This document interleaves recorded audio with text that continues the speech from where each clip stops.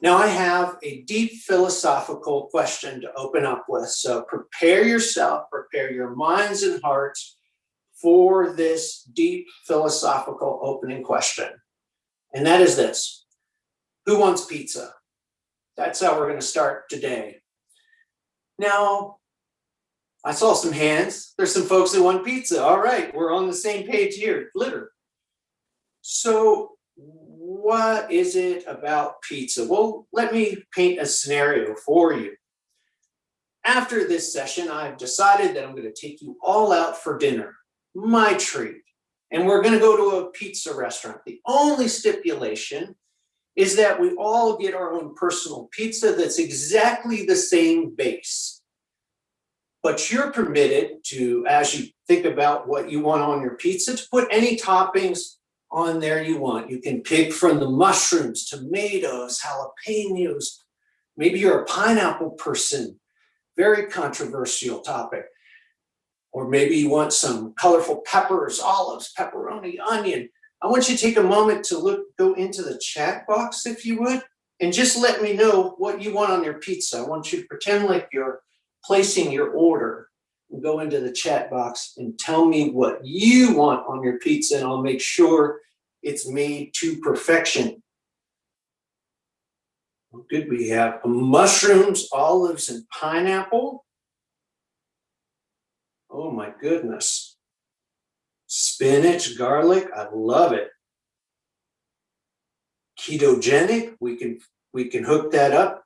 Oh, I didn't tell you, but everybody's pizza comes with vegan crust and vegan cheese, so we can all eat the same thing. Mushrooms, tomatoes, extra cheese, avocado, and cashews. Wow. Now that is an amazing pizza. Then we have pepperoni, mushrooms, bell peppers, cheese. It all looks great. Well, thank you for that. I'm glad to see everybody had their own idea of what the perfect pizza would be. Yeah?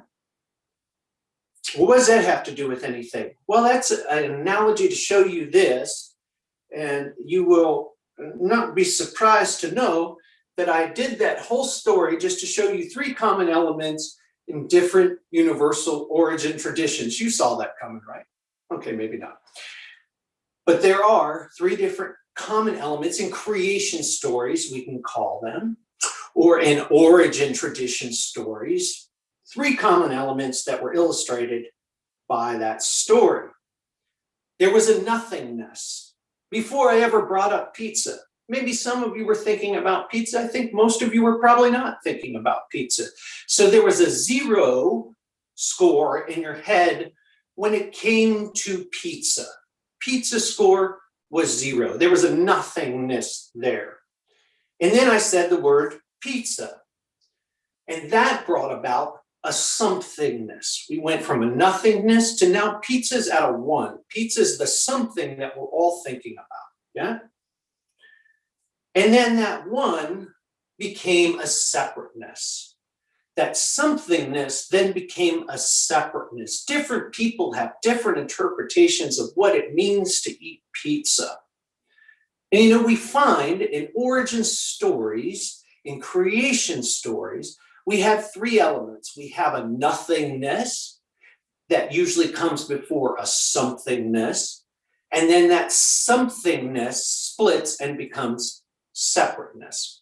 Now let's see how we can apply that. We have the three elements, and now we're going to look at how those three elements play out in the various traditions that at least those of us in the West are quite familiar with. In the Judeo-Christian tradition, it breaks down like this. In the beginning, God created the heaven and the earth. In the book of Genesis, we have all three of these elements playing out.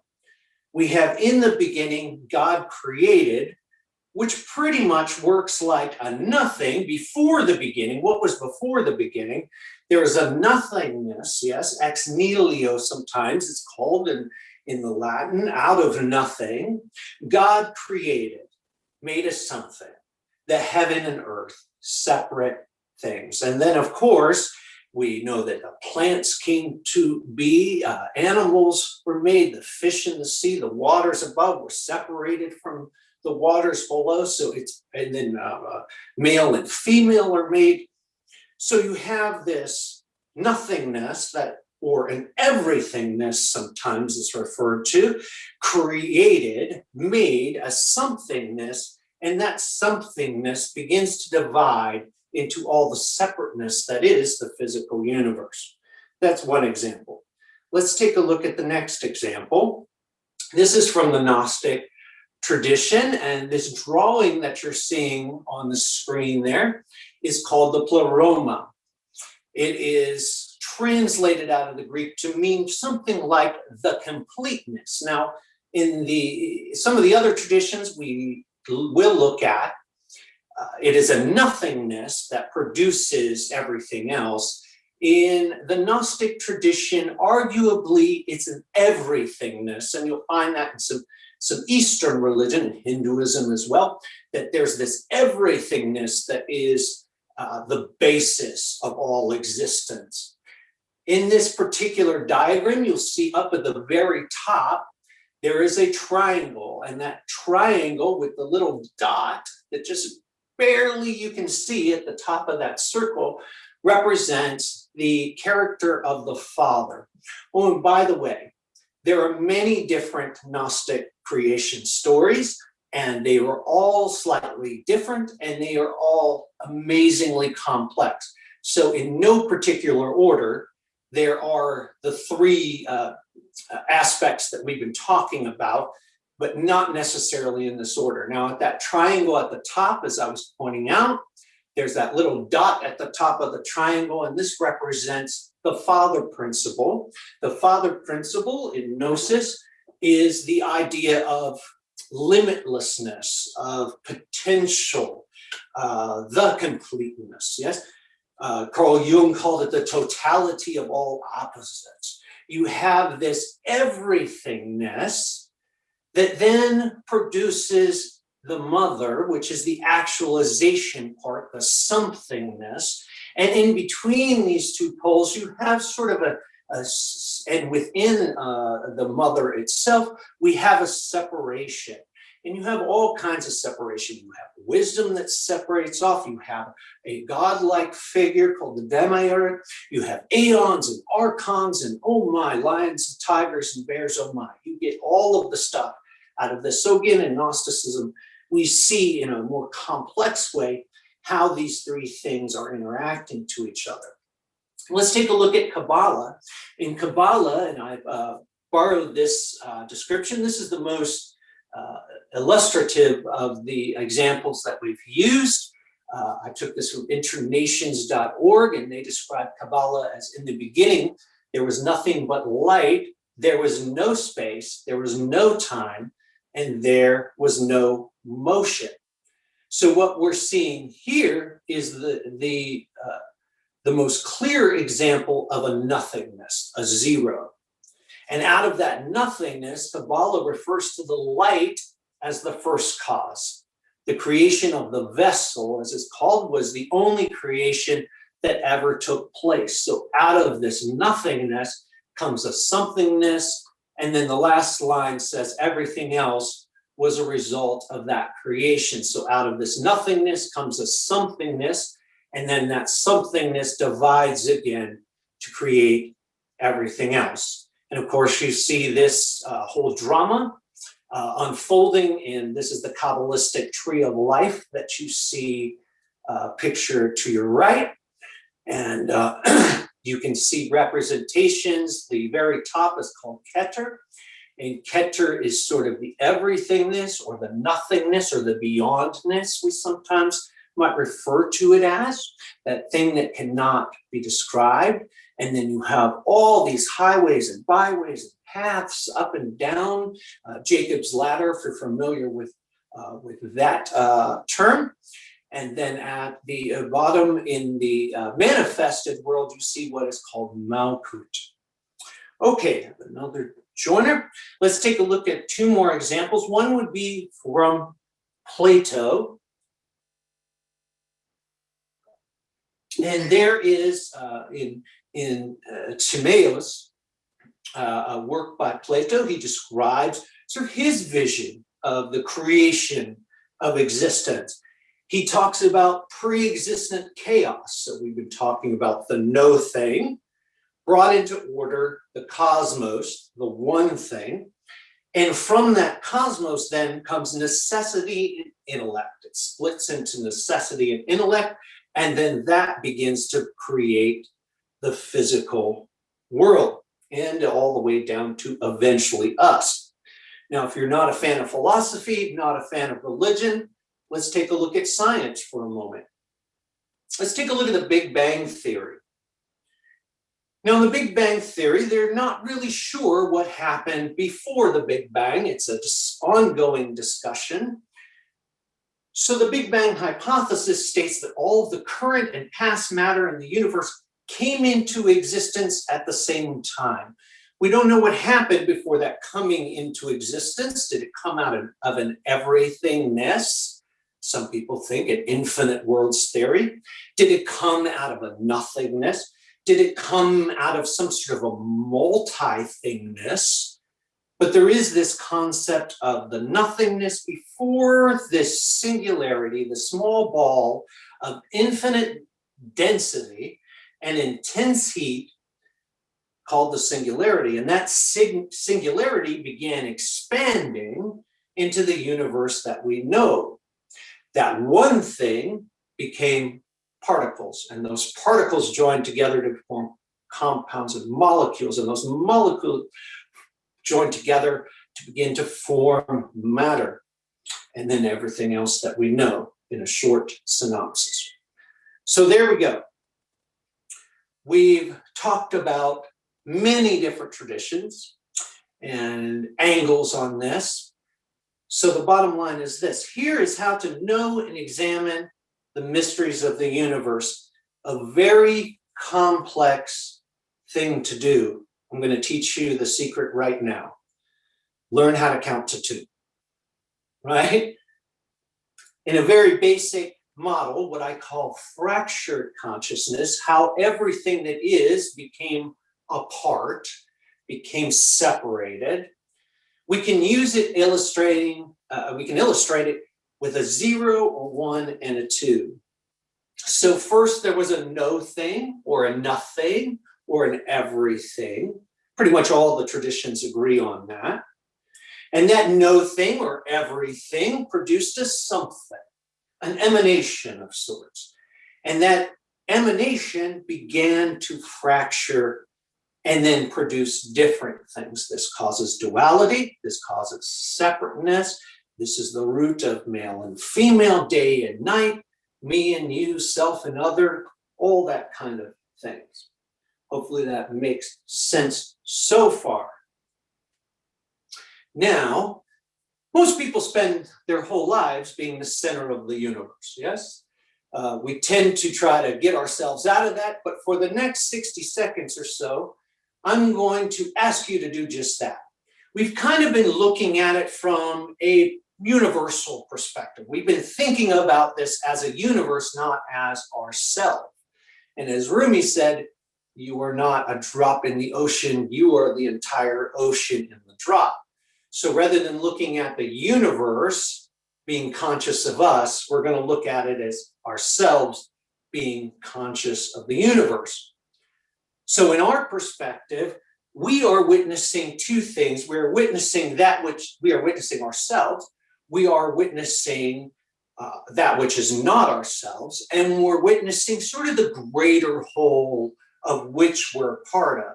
Now, we're not going to talk a lot about the 0 today. We're going to spend most of our time talking about the relationship between self and other, the 1 and the 2. The 0, or the greater whole, we'll begin talking about a little bit more next week. Albert Einstein said, a human being is a part of the whole, called by us universe.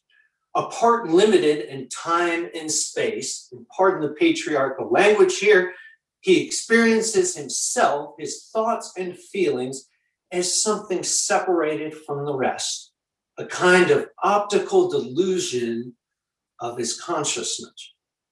So if we follow this quote and make a model based on this statement by Einstein, then consciousness becomes connected again. So no longer are we looking from a perspective maybe of the greater whole necessarily. We're not necessarily looking at it just from the perspective of ourselves or of our relationship, but now we're considering how all these things blend together and work with each other to accomplish a bit of connectedness. So we've spent the first part of the time talking about the fracturedness of consciousness. And now we're going to spend a little time about rebuilding consciousness. Again, we're not going to spend a lot of time on the zero. We're going to spend a lot of time talking about us and the relationship that we have with others. So maybe we can say, as we're kind of reaching the conclusion of the first part here, maybe we can say that in order for anything to exist, we must have separation. In order for there to be a me and a you, we cannot necessarily be the same thing in the physical universe. If we were all no thing, then nothing would exist. If we were all one thing, if we were all the same thing, there would not be a me and you at all. But there's also good news. Awareness of this separation in the physical world gives us the magical power of connection. Here's what I mean by that. Let me give you an illustration of how it is that connection works normally. Normally, we will walk into a room and one of the first things we will think is something like, I wonder if these people like me. I wonder if people are going to not be nice to me. If you walk into a job interview, you're thinking, I wonder if these people are going to hire me. We're always wondering what energy is coming at us, what connections are incoming, and then we react to them. But for a moment, I want us to think about the reverse of that, because when we walk into a room, we can have the option of not just reacting to things, but we can put an energy out into that room. As a matter of fact, we don't even necessarily control it. We don't necessarily even have to be aware of it for it to be a thing, for us to walk into a room and change the dynamic. If you all are standing in a group and I walk up, I have a choice. I can walk up to the group and say, hello, everybody, I hope you're having a great day. Or I can walk up to the group and say, hey, everybody, I can't stand any of you. Do you see how that would change? It instantly changes the dynamic of the situation. Your connection that you have is a choice. What I'm saying is we have an opportunity to be aware of that connection and to make better choices when it comes to establishing that connection and releasing that energy into our relationships, into our life, into the places which we go. Have you ever heard the phrase, they ruined the whole vibe? We were having a great time and so showed up and they just ruined the whole vibe of the party, ruined the whole vibe at the office. What a very real world example of that. I had a tale of two bosses. I had one boss that would come in, and every time they would come in to start their shift, we knew the whole night was going to be chaos. We knew that there was going to be anger involved. We knew that somebody was probably going to get chewed out. We knew that it would increase the conflict between staff members because our stress level was raised. Maybe somebody might even cry that night. We always knew that. But we had another boss, and that boss was fair and kind. And when that boss came in, we knew the whole shift was going to be different. The whole vibe was going to change. We were going to have a good night. We were going to have fun at work. We were going to interact with each other. If we had a problem, she was always there to talk us through it. If we needed something, or if we needed correction, she was gentle about So what we have, the ability we have to change a relationship, to change a dynamic, to change a room full of people, to change a workplace, to change a relationship is profound. So occasionally people say that I look like Harry Potter's grandpa. If you put a couple of pounds and a couple of decades on Harry Potter, you might come up with somebody who looks a little like me. Well, let's assume I was Harry Potter's grandpa, and I'm going to teach my first Magic 101 course at Hogwarts. The very first lesson I'm going to give is this. I'm going to write this equation on the board.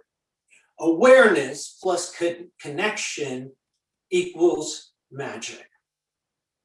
We have connections, as we talked about before, whether we like it or not. If you get on a subway train, or if you walk into a grocery store, or you walk into the living room, there are connections happening all around you. The magic is when you become aware of those connections, how they work, how you can bring a little light into that situation. What's the best way to respond to a conflict? What's the best way to bring a little hope into somebody's perspective that day? Awareness plus connection is magic. Remember when I asked this question, who wants pizza? Nobody was thinking about pizza until I said pizza. The same thing has worked throughout our history. No one was thinking about social justice until someone brought forth the concept of social justice. No one was thinking about the climate crisis until someone came forward and started bringing into the consciousness of humanity that there is a crisis on this planet. Who wants pizza? Who wants justice? Who wants love? Who wants compassion? We have a tremendous amount of power to introduce into our sphere of influence anything we want. And we can choose for it to be angry. We can choose for it to be destructive, or we can choose for it to be healing and uplifting and to start to bring connection back into all of this life of separateness that we live. Particularly in the age of COVID-19. And as we begin to think about coming out of the age of COVID-19, what's going to happen when we're back out into society again? When we're interacting on a daily basis?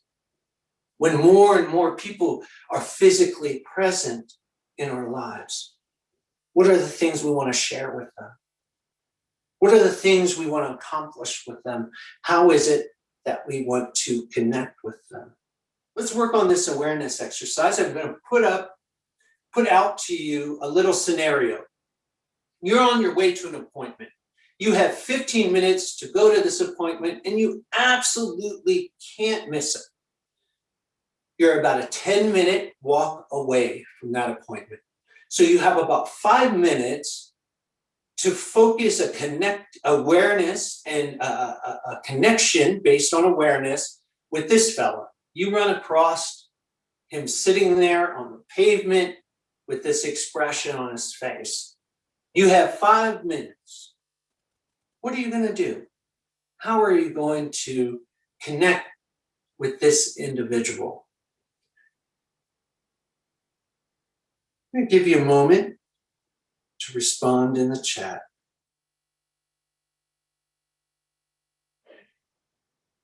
Hey, what's up? Yep. Someone said, hey, what's up? Someone said, sit next to him, looking straight at him and say, hey, dude. Then, yeah. How can I help? Yeah, how can I help you? Then you ask, hey, what's up? What's going on? Yeah, hey, what's going on there? You're going up to connect with him. You're going up to ask what's going on with them. Is there any way that he needs help? Those are all great answers. Let's try one more here. Actually, two more. This is the next one. So keep your chat boxes open. Same situation here.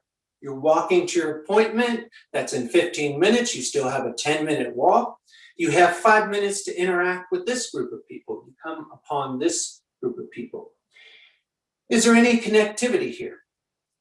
Can we connect with these people at all? What could we do to connect with these folks? You'll take a moment, find your chat box. Let's think about what we may say to these folks. They are dancing. I would move in and dance with them. Yeah, that's one of the first things. You have 5 minutes. That's a lot of time to go down there and just get your groove on. I won't dance too much for you because they say the hips don't lie, but these hips lie on a regular basis. So I won't do that. But dancing, you would move in and dance with them. Maybe you just don't even spend a lot of time. Maybe you just walk through and like, hey, good job, yeah, everybody's having fun. One of the things that I would do if I came upon this, I might ask, hey, what's this all about? How do you all know each other? What's going on here? You would just walk through. Just walk through, yeah. And say, yeah, what's going on here? Hey, I am here. Can someone listen? Maybe you, yes. Maybe you come across this group of people and maybe it's something that you need. Maybe you need to be around a group of people. Maybe you need to feel this wonderful energy that's happening there. We had someone that said, I will stop by and dance. A lot of people want to dance with these folks because you can feel their energy in this picture, can't you?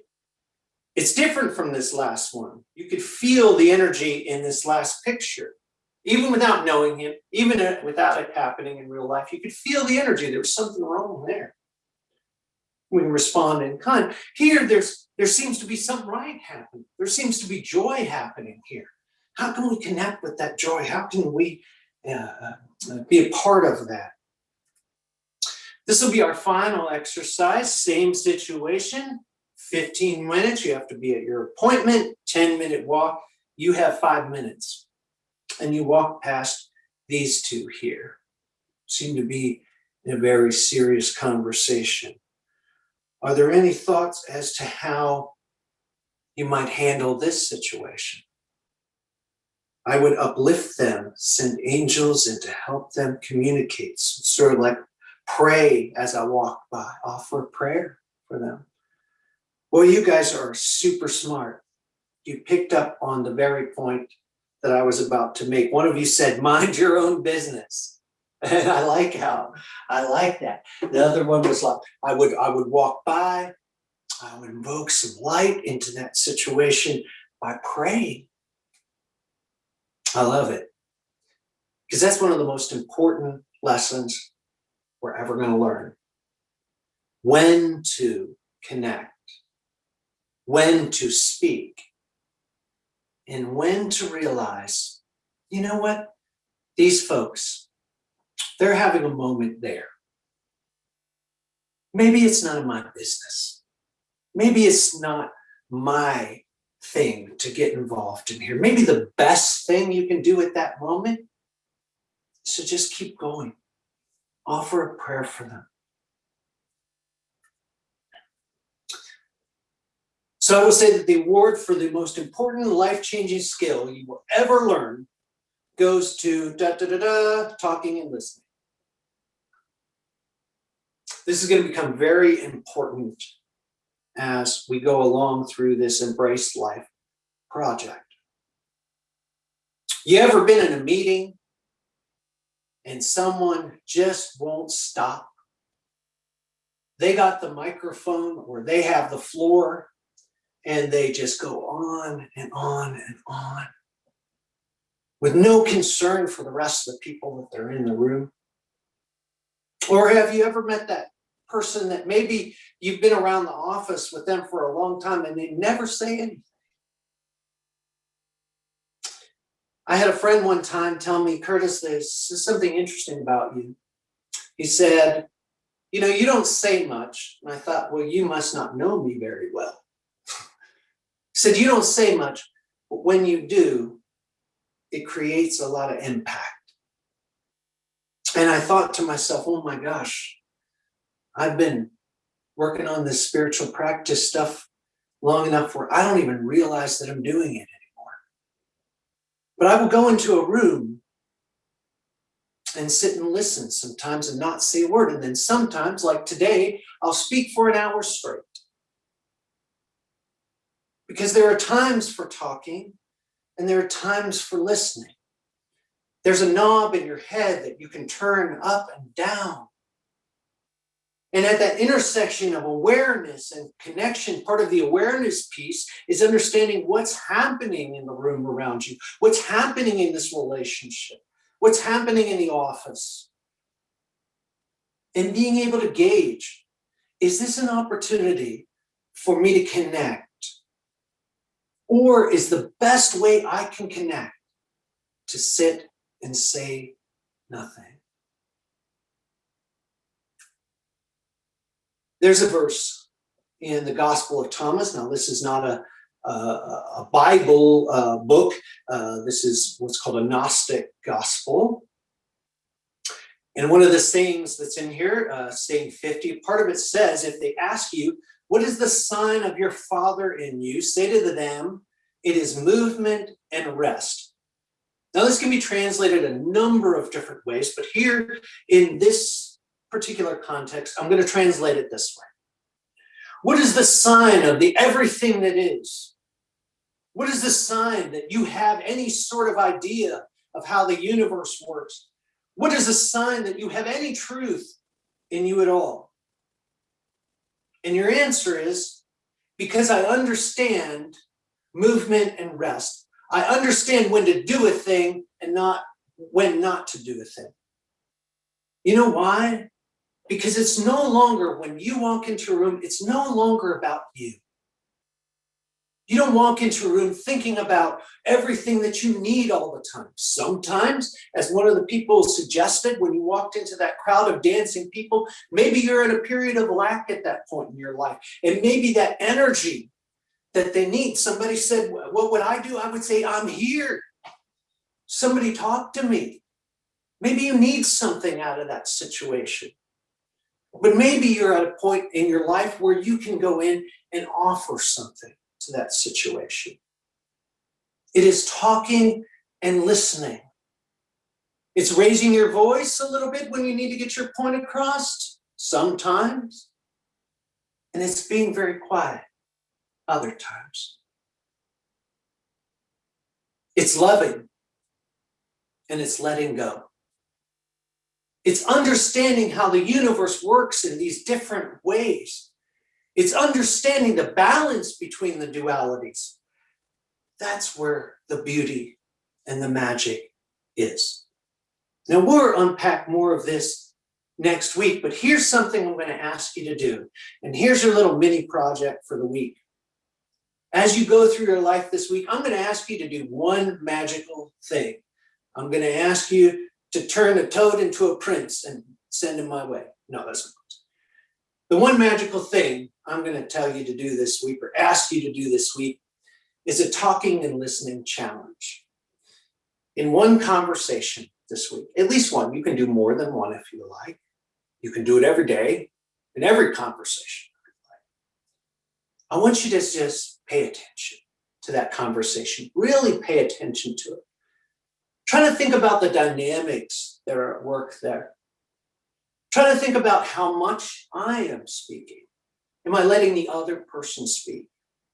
What kind of tone are they speaking to me with? What kind of tone am I speaking to them with? And I want you to just be present in the conversation and just notice. And then we'll report back on it next week. Now, if you are a Facebook person, you can head over to the UCCC Me Facebook page and join the Embrace Life Facebook group that was created very recently. And you can go ahead and sign up there if you want to share your stories with each other during the week. if you have a moment of talking and listening, I'd love for you to share that in our group. I'd love to hear about it. I'd love for everybody else to read about it if you're comfortable sharing. And with that, I'm going to say a big thank you. Thank you for your openness. Thank you for your listening. And thank you for letting me talk. And if you have enjoyed and got something out of this presentation today, I would encourage you to go to ucccme.org/ELP. Donate if you are able. The money that's on there goes straight to the church. It does not go into my bank account. You can give a little stimulus to the UCC CME. And I encourage you to sign up for next week. And I'll be happy to see you here. Thank you once again for your great attention and your participation in the exercises. Those of you who have other things you need to get to here are welcome to take your leave, and we'll take about a 5-minute break, and we'll see each other here at 3:10 if you want to stick around and have a little bit of discussion, and feel free to unmute yourself and discuss amongst yourselves if you like. Thank you. You know, I've spent over a decade helping people find the beauty and passion in life again. And I look forward to helping you embrace life once again. Thanks. We'll see you Saturday.